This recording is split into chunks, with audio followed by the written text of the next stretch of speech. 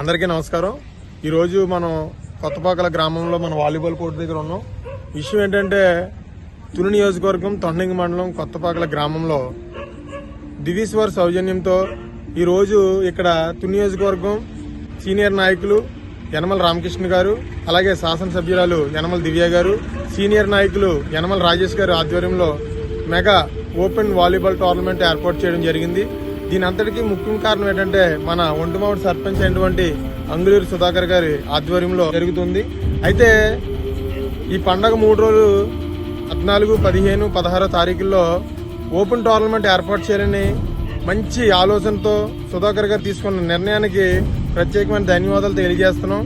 ఎందుకంటే యువత ఈ పండగ టైంలో చెడు వ్యసనాలకి లోనయ్యి అనేక రకాలుగా యాక్సిడెంట్లు కానీ వేరే వేరే కేసుల్లో కానీ ఇరుక్కునే టైంలో సుధాకర్ గారు తీసుకున్న నిర్ణయం చాలా గొప్ప నిర్ణయం అని మేము చెప్తున్నాం. తుని నియోజకవర్గం వాలీబాల్ అయితే ఈ వాలీబాల్ టోర్నమెంట్ పండగ ఈ కోన్లోనే అద్భుతంగా ఏర్పాటు చేయడం కని విని ఎరగని రీతిలో ఫస్ట్ టైం నాకు తెలిసి ₹1,00,000 ఫస్ట్ ప్రైజు, సెకండ్ ప్రైజ్ వచ్చేసి 70,000, థర్డ్ వచ్చేసి 40,000, ఫోర్త్ వచ్చేసి 30,000తో ఈ ప్రైజ్ మనీ అనేది ఏర్పాటు చేయడం జరిగింది.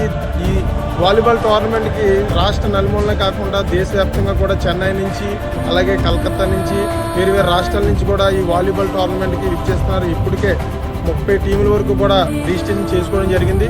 యువత చెడు వ్యసనాలకు లోనవ్వకుండా ఈ వాలీబాల్ టోర్నమెంట్ వీక్షిస్తారని 3 రోజులు కూడా పండుగ వాతావరణం మన కోన్లో ఎంతో అద్భుతంగా ఏర్పాటు చేసిన మరొకసారి అంగులూరు సుధాకర్ గారికి ప్రత్యేకమైన ధన్యవాదాలు తెలియజేస్తున్నాం. ఎందుకంటే అంగులూరు సుధాకర్ గారు ఎప్పుడు కూడా మన కోన్ ఏరియా వాలీబాల్ని ఎంతగానో ప్రాణం పోస్తూ ఉన్నారు.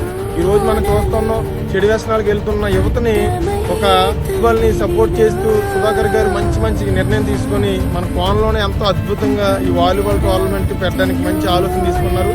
వారికి మా ప్రత్యేకమైన ధన్యవాదాలు తెలియజేస్తున్నాం. యువకులు కూడా చెడు వ్యసనాలకు లోనవ్వకుండా ఈ 3 రోజులు కూడా ప్రతి ఒక్కరూ ఒక గంట వీక్షించండి అని సభముఖంగా మీ అందరికీ తెలియజేస్తున్నాం. నమస్కారం.